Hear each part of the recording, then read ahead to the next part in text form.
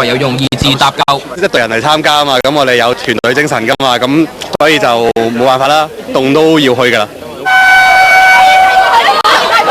61支隊伍總共246位參賽者，4個人一組，按住組別分批喺大網仔出發。佢哋先跑大約5公里，熱身。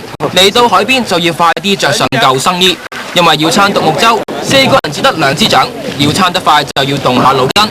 仲未有時間休息，跟住就有1.5公里嘅野外定向，要揾齊控制點，地圖當然照得。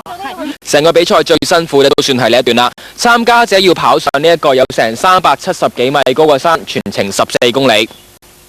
今次嘅越野賽上山下海樣樣齊，參賽者游水300米之後，再撐獨木舟去到西貢海濱公園衝線，辛苦完一輪終點在望。最有團隊精神就非香港組合郭家輝、鄭景富、廖偉明同埋夏利信莫屬。佢哋用咗3小時07分鐘，首先完成20公里比賽，終於都可以唞翻下啦。亞洲電視記者林湛榮報道。